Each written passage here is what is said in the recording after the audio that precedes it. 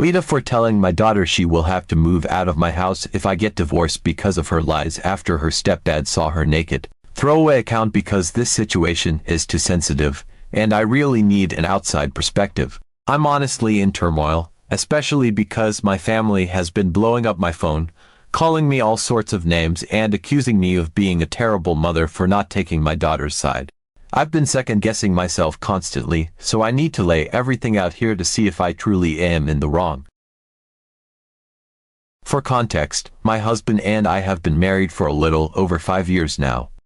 I'll admit, the dynamic between him and my daughter, who's 19 now, hasn't been picture perfect, but it's never been bad either. They've always had a cordial relationship, more of a mentor or advice giver type of bond than anything deeply familial.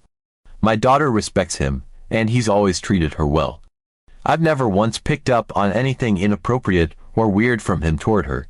On her end, my daughter has never mentioned feeling uncomfortable or expressed any concerns. If she had, I'd like to believe I'd have addressed it immediately. Now to what happened. It was Thursday night. My husband and I had settled into the living room to watch a movie. It had been a long week, so it was one of those cozy nights where we just wanted to relax and unwind together. We picked a thriller, I think, and were about halfway through the film when he got up to use the bathroom. I paused the movie as he left the room. The living room isn't far from the bathroom, so I could hear everything clearly. A few seconds later, I heard him knock on the bathroom door. It was a very clear, deliberate knock, 3 loud raps. There was a pause, and then I heard him knock again, exactly the same way. Another 3 knocks. What happened next was absolute chaos.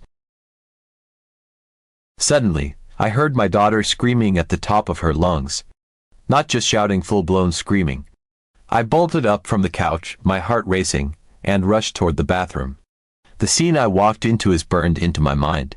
My daughter was standing there completely naked, covering herself with her hands, yelling at my husband to get out. My husband, meanwhile, was stumbling backwards so quickly he tripped over his own feet and nearly fell, fumbling to pull the door shut behind him. His face was bright red, and he looked utterly mortified. I was standing there, frozen for a second, not entirely sure what to do or say. My daughter was visibly shaking and furious, still yelling. My husband was stammering, trying to apologize and explain himself, saying he thought the bathroom was empty. He kept saying, "I knocked. I swear I knocked," over and over again.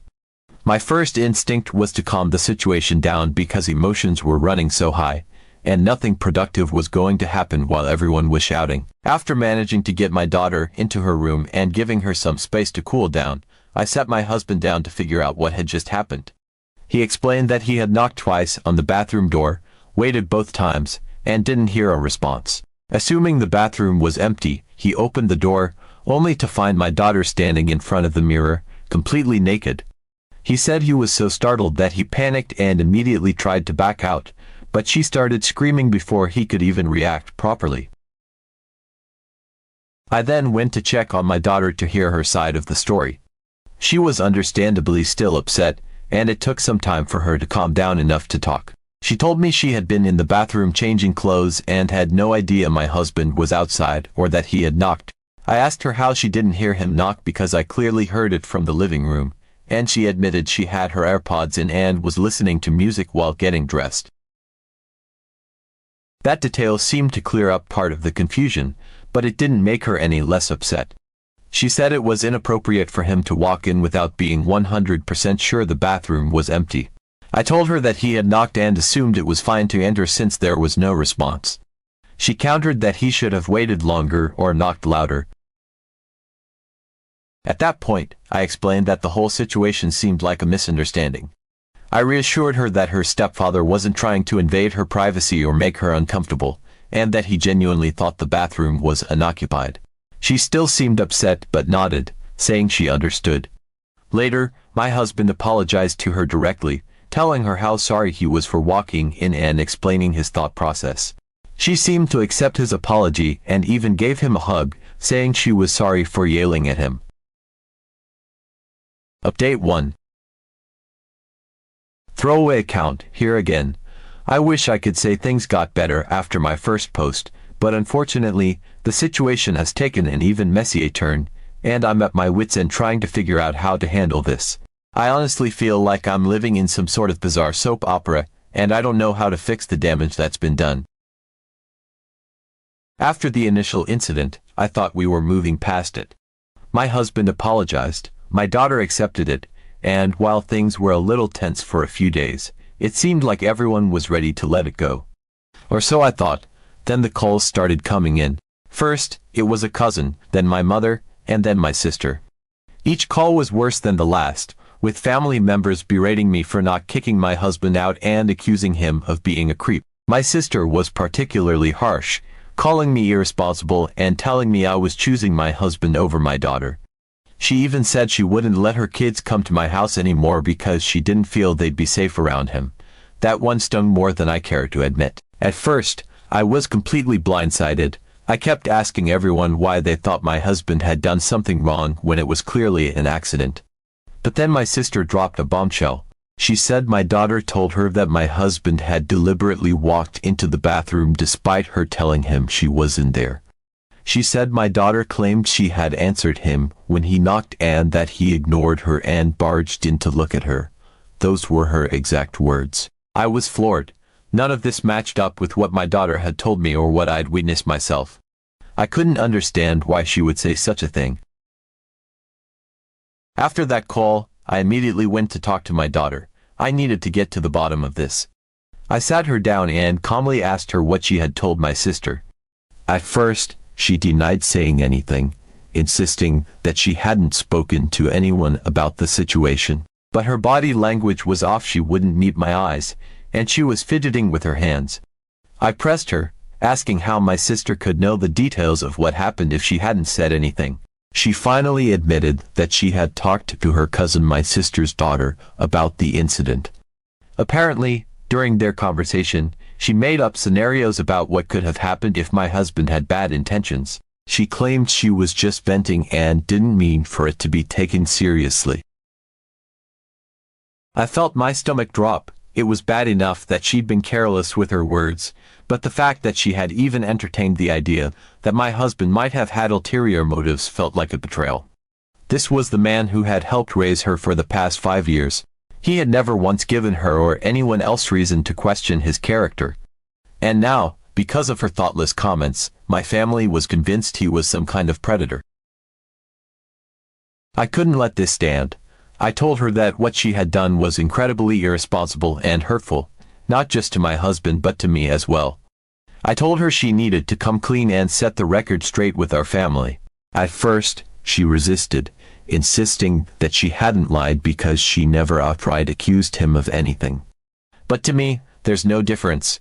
Her words had caused real damage, and she needed to take accountability for that. At this point, I knew I needed solid proof to clear my husband's name. Thankfully, we have security cameras in our hallway that show the bathroom door. While they don't have audio, the footage clearly shows my husband knocking twice on the door before entering. You can see him pause after each knock, waiting for a response, and then opening the door after no one answered. The footage aligns perfectly with what he and I both heard and contradicts the story my daughter told her cousin. When I showed her the footage, she started crying and apologizing. She admitted that she had exaggerated the story while talking to her cousin and that she hadn't thought about how it might be interpreted. She said she was just upset and venting and didn't mean for it to get back to the adults in the family. I asked her why she felt the need to spin a different version of events in the first place. She couldn't give me a clear answer, just that she was embarrassed and angry at the time and wanted to talk it out with someone. She kept saying she didn't think it would go this far and that she was sorry for causing so much trouble. Her apology felt hollow, though. The damage was already done. My sister had told half the family by this point, and no one was interested in hearing the truth. When I tried to explain to them what really happened and even offered to show the camera footage, they dismissed it. They said the lack of audio was convenient and accused me of covering for my husband. Some even suggested that my daughter was too scared to tell the full truth because of how I might react. It's like I'm stuck in a nightmare where no one believes me or my husband, no matter how much evidence I provide. Now, The situation at home is tense, to say the least. My husband is heartbroken. He's always tried so hard to be a good stepfather to my daughter, and now he feels like she's painted him as a villain. He's been quieter than usual, withdrawing from both of us. I can tell he's hurt and doesn't know how to move forward. I think she realizes the gravity of what she's done, but I don't know if she fully understands the long-term consequences. The trust between her and my husband is shattered, and I don't know if it can ever be repaired. As for me, I feel stuck in the middle, trying to mediate between my husband and my daughter, while also dealing with the fallout from my extended family. I feel like I'm being judged from all sides, and no matter what I do, someone is going to think I'm in the wrong. I'm furious with my daughter for putting us in this position, but I'm also trying to be compassionate because I know she's young and still learning. At the same time, I feel like I've failed my husband by not protecting him from this mess. I don't know how to move forward. Do I keep trying to fix things with my family, or do I just let them believe what they want? How do I rebuild trust between my husband and daughter? And how do I forgive my daughter for causing all this pain? I just want my family to feel whole again, but I don't even know where to start. Update 2. Throwaway account again. I honestly don't know where to begin. I'm exhausted, angry, heartbroken, and at a complete loss for how my life has spiraled so out of control. The situation I wrote about before has only escalated, and now it feels like my marriage is on the brink of collapse, all because of one careless mistake and a chain of lies that snowballed into something I never could have imagined. I feel like I'm stuck in a nightmare I can't wake up from, and no matter what I do, someone is going to end up hurt. Yesterday was one of the worst days of my life. My phone didn't stop ringing all day. Calls, texts, and even social media messages from family members came pouring in, one after the other. The story about what happened had spread like wildfire through the family, but of course, it wasn't the truth. It was the twisted version my daughter had spun in her venting session with her cousin, the one where my husband supposedly ignored her protests and walked into the bathroom deliberately. I can't even describe the things people were saying about my husband. Words like predator and creep were being thrown around, and there were accusations that made my stomach turn. People were questioning my judgment, accusing me of choosing my husband over my daughter, and even saying that I was complicit in some kind of abuse. The worst part is that my husband was seeing these messages too. At first, he tried to brush it off, saying it was just family drama and it would blow over, but as the day went on and the messages kept coming, I could see it was getting to him. He's always been a quiet, reserved man who values his reputation and integrity above all else. To have his character attacked like this, especially by people who know him, was devastating for him. He kept pacing the house, checking his phone, and shaking his head in disbelief.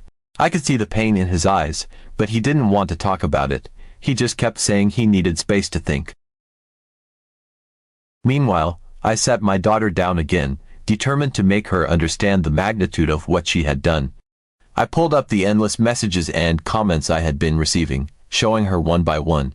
Each text seemed to sting worse than the last, family members calling my husband a creep, accusing him of predatory behavior, and questioning how I could possibly stay with him after what had happened.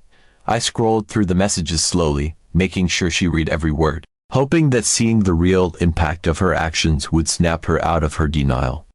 I explained, as calmly as I could manage, that this wasn't just family gossip, this was the destruction of a man's character, someone who had done nothing to deserve it.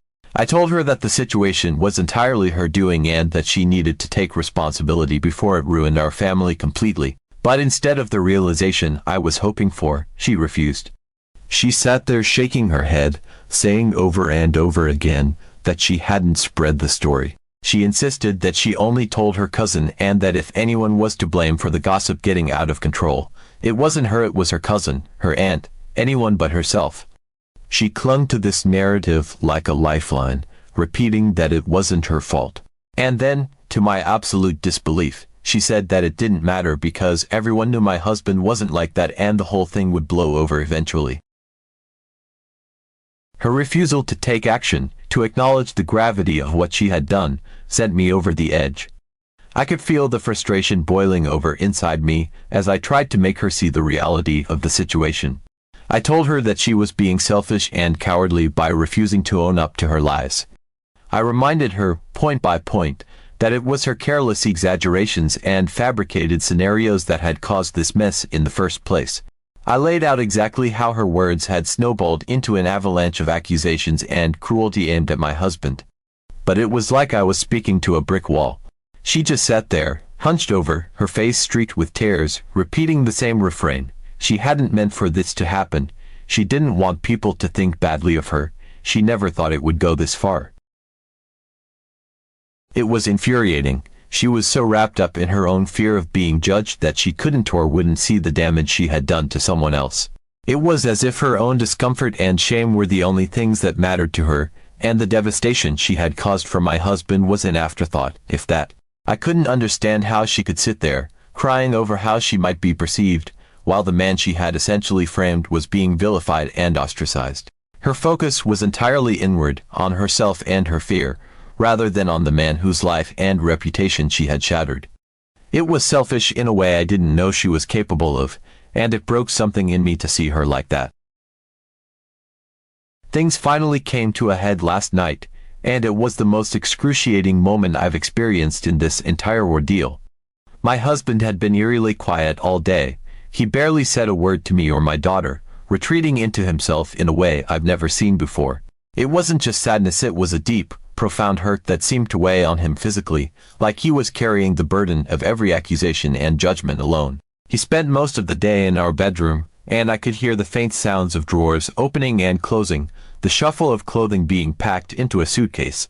I didn't want to believe what it meant. Part of me kept hoping he would come out, ready to talk things through or at least let me comfort him, but that moment never came. When he finally emerged, the sight of him with his suitcase in hand hit me like a ton of bricks. He looked so defeated, like a man who had been stripped of his dignity and couldn't bear to stay in a place where he felt so wronged. He walked into the living room and stood there for a moment, the weight of his decision hanging heavily in the air. Then he said, with heartbreaking finality, that he was going to stay with his parents for a while. He explained that he couldn't handle being in the middle of this mess anymore, that he didn't want to live in a house where he felt vilified for something he didn't do.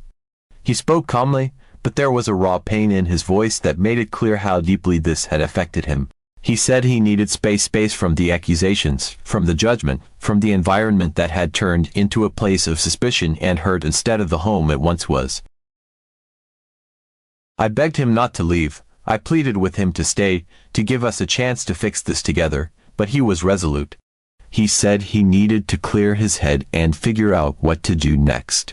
There was no anger in his voice, no blame, just a quiet resignation that broke my heart even more.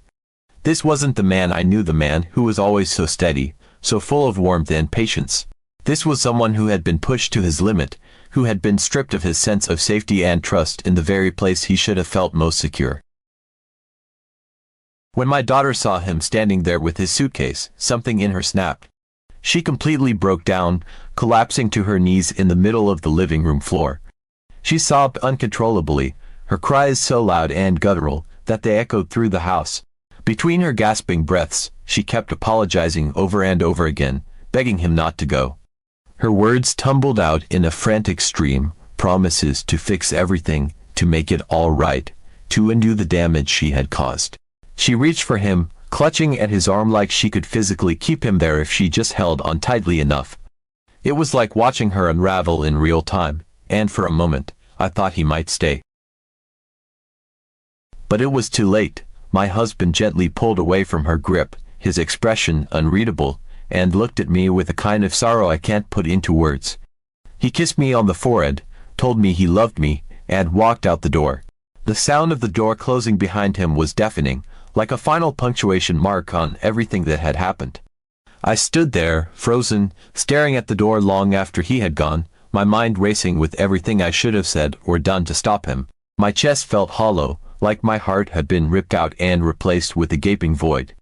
I couldn't breathe, couldn't think, couldn't process the reality that my husband, the man who had been my partner, my rock, had left because of this. My daughter's cries pulled me out of my daze. She was still on the floor, her face buried in her hands, her body shaking with the force of her sobs. In that moment, all I wanted to do was scream at her, to unleash all the anger and frustration and heartbreak I was feeling. But I knew it wouldn't change anything. The damage was already done, and yelling at her wouldn't bring my husband back or undo what had happened. Instead, I turned to her, my voice as cold and firm as I could make it.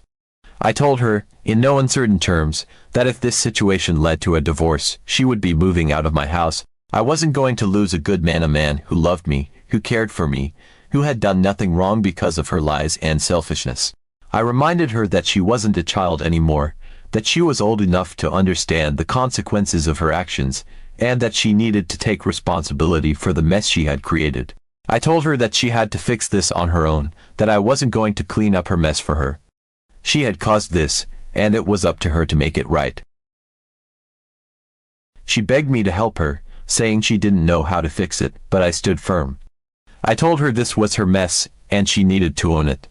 I didn't care how uncomfortable or scared she felt she had created this situation, and now she had to face the consequences. Watching her cry, seeing the raw panic and regret on her face, didn't move me. I was too angry, too hurt, and too exhausted to feel any sympathy. All I could think about was my husband walking out the door, and how this all could have been avoided if she had just told the truth from the beginning. The rest of the night was a blur. My daughter was inconsolable, crying so hard that she could barely breathe. I locked myself in my room because I couldn't stand to look at her or hear her sobbing. I felt like I was drowning in my own emotions: anger, sadness, guilt, frustration, and sheer exhaustion. I kept replaying everything in my head, wondering how it had come to this and what I could have done differently to prevent it. But no matter how many times I went over it, I always came back to the same conclusion. This was my daughter's mess, and she needed to fix it. This morning, I woke up to more messages from family members, some of them even more cruel than before. My sister sent me a long text saying I was a terrible mother for letting my husband stay in the house for as long as I did and accusing me of not providing a safe space for my daughter. She said I was choosing a man over my own child and that she was done speaking to me until I got my priorities straight. I didn't even bother responding. I'm too tired to keep defending myself to people who have already made up their minds. I don't know if I'm the AITAH here, but I'm not going to give up. I'll try to fix everything. I want my husband to come back to me.